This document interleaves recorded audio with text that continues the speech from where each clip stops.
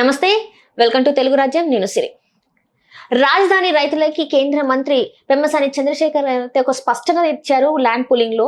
కానీ అది స్పష్టత కాదు, వార్నింగ్ అని చెప్పేసి ప్రముఖ సినీ రాజకీయ విశ్లేషకులు భరద్వాజ్ గారు అంటున్నారు. ఇంతకది ఏంటి అనేది మనకి తెలియజేస్తారు. నమస్తే సార్. నమస్తే సార్, ఇప్పుడు చూస్తే మనం ల్యాండ్ పూలింగ్ గురించి మొన్న నుంచి అంటే ఫస్ట్ దఫా అయిపోయింది, ఇది సెకండ్ దఫా ల్యాండ్ పూలింగ్ అంటున్నారు. ఏంటి సార్ ఇది? దీని మీద మళ్ళీ కేంద్ర మంత్రి స్పష్టత ఇవ్వడం, మీరేమో కాదు వార్నింగ్ అని అంటున్నారు. ఏంటి సార్ ఇది? అంటే పెమ్మసాని క్లారిటీ, రైతులు చాలామంది ఏమంటున్నారంటే మేము వాస్తు చూపించుకోవాలో ఇలా రకరకాల అంటే ప్రభుత్వానికి ఇబ్బంది కలగని పద్ధతుల్లో తమ అభ్యంతరాలను చెప్పుకునే ప్రయత్నం చేస్తున్నారు. ఇవన్నీ కాదు అని చెప్తున్నాడు ఆయన. ఇవన్నీ కాదు అంటే ప్రధానంగా ఒక ప్రాంతానికి సంబంధించి ఒక చిన్న ఏరియాకి సంబంధించి 2500 ఎకరాలు ఏదో ఇష్యూ ఉంది అక్కడ. ఆ ఇష్యూకి సంబంధించి తొందరగా సెటిల్ చేయండి అని అడుగుతున్నాడు ఆయన. అయితే ఇది కేవలం దానికి సంబంధించిన వ్యవహారం మాత్రమే కాదు, టోటల్గా వీళ్ళు మళ్ళీ అడిగినటువంటి 40,000 ఎకరాలకి సంబంధించిన గొడవ. ఈ 40,000 ఎకరాలు ఎలా జనాల నుంచి తీసుకోవాలి అనేది, జనాలు మొదట్లో ఇచ్చినట్టుగా అంటే 38,000 ఎకరాలు ఇచ్చారు ఫస్ట్ టైం. 2014లో వీళ్ళు అధికారంలోకి వచ్చినప్పుడు అమరావతిని రాజధానిగా ప్రకటించినప్పుడు కౌలు రైతులు గొడవ చేశారు, రాజధాని ఇక్కడ పెట్టడానికి కుదరదు అని. కౌలు రైతుల్ని తన్ని గెంటేశారు అక్కడి నుంచి. అయితే ల్యాండ్ లార్డ్స్ అందరూ కూడా కౌలు రైతుల కంటే గవర్నమెంట్కి ఇవ్వటం మంచిది అని అనుకున్నారు. అంటే ప్రభుత్వం పద్ధతి ప్రకారం డబ్బులు వేసేస్తుంది అకౌంట్లలో. అలాగే రాజధానిలో ఒక 200 గజాలు కమర్షియల్ ప్లాటు, ఒక 1100 గజాలు వాళ్ళకి రెసిడెన్షియల్ ప్లాటు ఇస్తానన్నారు. ఇది బాగానే ఉంది కదా ఆఫర్ అని చెప్పి చాలామంది దూకారు, భూములు ఇచ్చేశారు, అయిపోయింది, డబ్బులు పడుతున్నాయి. అయితే నెమ్మదిగా వాళ్ళకి విషయం అర్థమైంది. రెండో విడత మళ్ళీ మొన్న గెలిచినప్పుడు చంద్రబాబు గారు అలాగే దూకుతారు అనే ఉద్దేశంతో ఇంకో 40,000 ఎకరాలు ఇచ్చేయండి అన్నాడు ఆయన. ఈ ఇచ్చేయండి అన్న తర్వాత అప్పట్లాగా జనం కదలలేదు. కదలకపోగా ఇవ్వము అనే పద్ధతిలో తయారయ్యారు.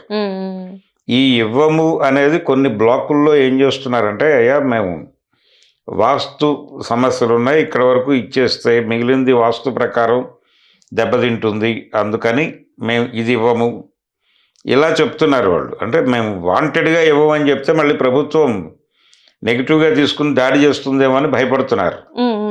భయపడి వాస్తులు ఇలా రకరకాల వంకలు చెప్తున్నారు.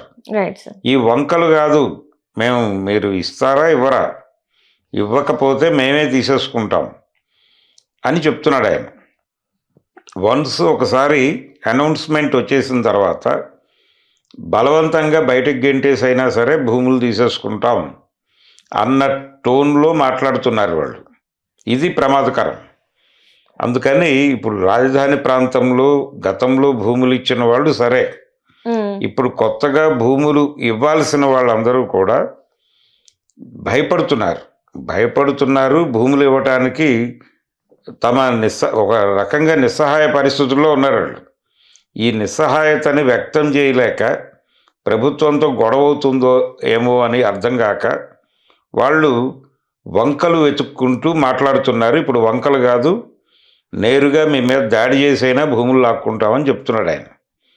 చెప్పిన తర్వాత ఇప్పటికైనా రాజధాని ప్రాంత రైతులు మేలుకొని ఒక మాట మీదకి వచ్చి, మేము మా భూములు ఇవ్వాల్సిన అవసరం లేదు, మీరు ఏ కార్పొరేట్ కంపెనీని తెస్తారో తెండి, తెచ్చిన తర్వాత వాళ్ళతో మేము డిస్కషన్లోకి వస్తాం. వచ్చి అంటే అభివృద్ధి కోసమే కదా మీరు అడుగుతోంది. వాళ్ళు ఏం చెప్తున్నారు, ప్రభుత్వం ఇప్పుడు ఈ భూములు ఇవ్వకపోతే వీళ్ళందరూ అభివృద్ధి వ్యతిరేకులు అని చెప్తాడు ఆయనే. పెమ్మసాని చెప్తారు, వారి నాయకుడు చంద్రబాబు నాయుడు గారు కూడా చెప్తారు. అంటే అభివృద్ధి అంటే భూములు ఇస్తేనే వీళ్ళు అభివృద్ధి అవుతుందా సార్? ఎందుకంటే ఆల్రెడీ ప్రభుత్వ బిల్డింగ్లు ఉంటే సరిపోద్ది అభివృద్ధి చేసుకోవడానికి. బిల్డింగులు గొడవ కాదు ఇక్కడ, పరిశ్రమలు తెస్తాం మేము.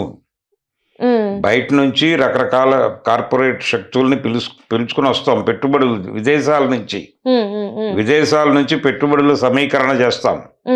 పెట్టుబడుల సమీకరణ అంటే అనేక కంపెనీలను ఇక్కడికి ఆహ్వానిస్తాం. అప్పుడు ప్రభుత్వ భూములలో పెట్టి ఇవ్వచ్చు కదా సార్ అది మరి. ప్రభుత్వ భూములు చాలినంత లేవు మా దగ్గర. ఎన్ని కంపెనీలు వస్తాయో తెలియదు, మేము వెళ్ళి పిలుపునిస్తాయి. ఫస్ట్ రావాలి కదా సార్, ఫస్ట్ కంపెనీలు రావాలి కదా సార్. అదంతా లేకుండానే మరి ప్రజల దగ్గర నుంచి వెళ్ళి బలవంతంగా మరి భూముల్ని దోచుకోవడం అనేది తప్పు కదా సార్. దోచుకోవటం, ల్యాండ్ బ్యాంక్ పెంచుకోవడం కోసం ప్రభుత్వాలు అన్ని ప్రయత్నాలు చేస్తున్నాయి. ఇప్పుడు వక్ఫ్ భూములు కూడా కేంద్ర ప్రభుత్వం లాక్కునే ప్రయత్నంలో ఉంది. అవును సార్. వాటిని కూడా ల్యాండ్ బ్యాంక్ పెంచుకోవడం కోసం చేస్తోంది ఆ పని. అందుకని ప్రతి ప్రభుత్వము ల్యాండ్ బ్యాంక్ పెంచుకోవడం కోసం ఇప్పుడు హైదరాబాద్లో హైడ్రా అని పెట్టాడు ఆయన. అవును సార్. రేవంత్ రెడ్డి గారు. ఈ హైడ్రా ప్రోగ్రాం ఏమిటి? ప్రభుత్వ ఆస్తుల పరిరక్షణ. ప్రభుత్వ ఆస్తులు ఎవరైనా ఆక్రమించుకుని ఉంటే, ఇప్పుడు పేదలు ఆక్రమించుకుని గుడిసెలు వేసుకున్నారనుకోండి ప్రభుత్వ స్థలంలో, ప్రభుత్వ స్థలమే కాబట్టి, ప్రభుత్వం అంటే ప్రజలే కాబట్టి అనుకుని గుడిసెలు వేసుకుంటే వాళ్ళ ఆర్థిక స్తోమతను పరిశీలించి వాళ్ళకి బీఫారాలు ఇచ్చి అలా చేసేది గతంలో ప్రభుత్వాలు. ఇప్పుడు ప్రభుత్వాలు అలా చేయట్లా, నిర్దాక్షిణ్యంగా గుంజి బయటేస్తున్నారు. ఇల్లు పగలగొట్టేసి వాళ్ళని గెంటేసి అక్కడ కంచె వేసేస్తున్నారు. అదే జరిగింది సున్నం చెరువు ప్రాంతంలో. వాళ్ళు ఆ ప్రాంతాల్లో ఇల్లు వేసుకున్న వాళ్ళందరినీ గెంటారు తన్ని, పొద్దున్నే వెళ్ళి. చివరికి కొన్ని ఆ లేఅవుట్లోకి అపార్ట్మెంట్లు కట్టారు. ఆ అపార్ట్మెంట్లను కూడా బద్దలు కొట్టారు. బ్యాంకు లోన్స్ ఉన్నాయి వాటి మీద. అయినప్పటికీ పగలగొట్టి ముందు బయట లాగేశారు జనాల్ని. ఆ గొడవలు అవన్నీ చూసాం ఆ టైంలో.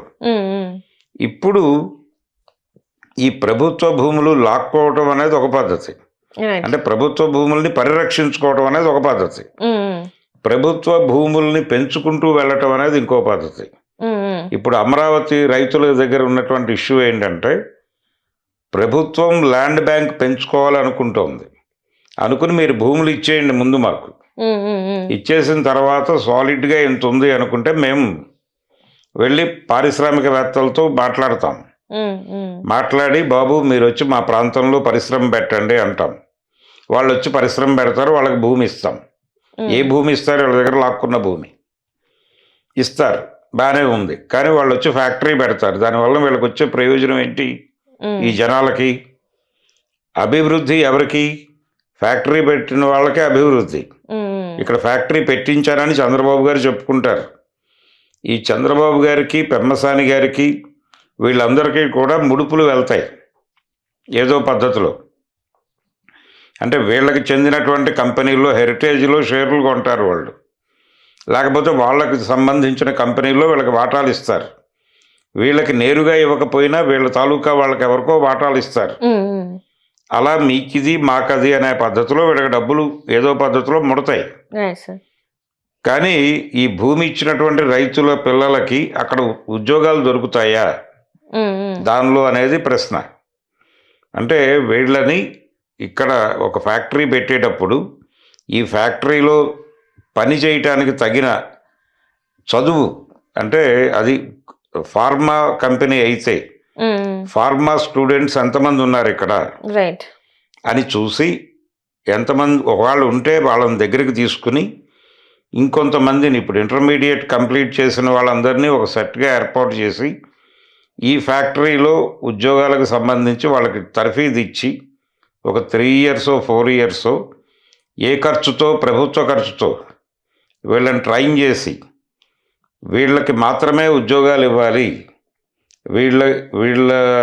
వీళ్ళు మొత్తం నిండిన తర్వాత ఇంకేదైనా మిగిలితే మాత్రమే బయట వాళ్ళకి ఇవ్వాలి అని ఒక జీవో తీసుకొస్తే జనాలు భూములు ఇవ్వచ్చు. అదేమీ లేకుండా భూములు ఇచ్చే మేము ఫ్యాక్టరీ పెడతామంటే మీరు స్కిల్డ్ కాదు కాబట్టి మీకు ఉద్యోగాలు ఇవ్వము, మీకు అటెండర్ ఉద్యోగాలు ఇస్తాము అంటారు వాళ్ళు. ఆ అటెండర్ ఉద్యోగాల్లో చేరతారు వీళ్ళు. అక్కడ బల్లలు తుడిచే పనులు, టాయిలెట్లు క్లీన్ చేసే పనులు అప్పచెప్తారు లోకల్ పీపుల్కి. అలా వీళ్ళ జీవితాలు, వీళ్ళ పొలాల్లోనే వీళ్ళు పాలేరుల్లా పనిచేసుకుని బతకాలి. అలాంటి అభివృద్ధి మాకొద్దు అని చెప్పి తిరస్కరించి, మా భూముల్లో ఎవరైనా ఫ్యాక్టరీలు పెడతానంటే రమ్మనండి, మేము మాట్లాడతాం వాళ్ళతో. మాట్లాడి మా పిల్లలకి స్కిల్డ్ లేబర్ మా పిల్లల్ని ఉన్నతోద్యోగులుగా చూద్దాం అనుకుంటున్నాం మేము. కాబట్టి దానికి సంబంధించినటువంటి వాళ్ళకి ఆ స్కిల్ ఇచ్చి వాళ్ళతో పని చేయించుకుని మీరు లాభాలు తీసుకోండి. కానీ మాకు కనీసం ఉపాధి గ్యారంటీ మా పిల్లలకి చూపించండి. అది లేకుండా భూములు ఇవ్వడం కుదరదు అని మేమేదో మాకు సంబంధించిన 100 కండిషన్లు పెట్టుకుని వాళ్ళకి భూములు ఇవ్వాలో వద్దో వాళ్ళతో మాట్లాడుకుంటాం. మధ్యలో ప్రభుత్వం బిల్డర్ లాగా ఎంటర్ కావద్దు. బిల్డర్ ఏం చేస్తాడు? ఎవరిదో భూమి, ఇప్పుడు మీకు ఒక 1000 గజాల భూమి ఉంటుంది అమీర్పేటలో, ఓ బిల్డర్ వచ్చి మీతో ఒక అగ్రిమెంట్ చేసుకుంటాడు, కొంచెం డబ్బులు ఇచ్చి అగ్రిమెంట్ చేసుకుని, ఇక్కడ నేను అపార్ట్మెంట్లు కడతానండి, ఒక 50 అపార్ట్మెంట్లు వస్తాయి, అందులో మీకు 25% ఇస్తాను అంటాడు. సరే, మనం ఆ రిస్క్ అంతా పడలేం కదా, వాడేదో కట్టి 25% ఇస్తాను అంటున్నాడు కదా, ఓకే అంటారు ల్యాండ్ లార్డ్స్. మొదట డబ్బులు ఇస్తున్నాడు, కట్టిన తర్వాత 25% ప్లాట్లు ఇస్తానంటున్నాడు, బాగానే ఉంది కదా అనుకుంటారు. అప్పుడు బిల్డర్ ప్రాజెక్ట్ అవుతుంది అది. అక్కడి నుంచి జనాలకు అమ్మటం మొదలు పెడతాడు అతను. అమ్మటం మొదలుపెట్టి రకరకాల పద్ధతుల్లో అమ్మే రేట్లతో వీళ్ళకి సంబంధం ఉండదు. ల్యాండ్ లార్డ్కి మీకు ఇవ్వాల్సిన ప్లాట్లు మీకు ఇస్తాను, మీకు ఇవ్వాల్సిన డబ్బులు ఆల్రెడీ ఇచ్చేసాను, మీకు ఏ సంబంధం లేదు ఇక్కడ అని మొదలవుతుంది. అలాంటి కండిషన్లో బిల్డర్ చేసే పని ప్రభుత్వం చేస్తోంది. ఇక్కడ అమరావతిలో ప్రభుత్వం బిల్డర్లా మారిపోయి ప్రజల దగ్గర నుంచి భూములు లాక్కుని ఫ్యాక్టరీలు వాళ్ళకి ఇచ్చి వాళ్ళు లబ్ధి పొంది వీళ్ళని నష్టపరిచి ఇలాంటి ఒక వ్యాపారంలోకి ప్రభుత్వం చేస్తోంది. వ్యాపారం కోసం ప్రభుత్వం చేసే వ్యాపారాన్ని అభివృద్ధి అని చెప్తోంది. చెప్పి మీరు భూములు ఇవ్వకపోతే తన్ని లాక్కుంటామని వార్నింగ్ ఇస్తున్నాడు ఇప్పుడు ఆయన. ఈ తన్ని లాక్కుంటాం అనేది చిన్న మాట కాదు, ఖచ్చితంగా ఇది చేసి తీరతారు వాళ్ళు. అందుకని ప్రజలు మేలుకొని పెమ్మసాని లైట్గా చెప్పాడు, పద్ధతిగా చెప్పాడు, స్పష్టతగా ఇస్తున్నాను అని. స్పష్టత అంటే మీరు సాకులు చెప్పద్దు, భూములు ఇచ్చేయండి అని చెప్పాడు ఆయన. ఈ భూములు ఇవ్వటం అనేది వార్నింగే, అది స్పష్టత కాదు. మీరు గనక భూమి బలానా రోజులోపు ఇవ్వకపోతే మిమ్మల్ని తన్ని సంతకాలు పెట్టించి లాక్కుంటాం అని చెప్పడం. కాబట్టి ప్రజల మీద ఒక నియంతృత్వ పోకడలో తెలుగుదేశం ప్రభుత్వం జులుం చేస్తోంది అనేది స్పష్టం.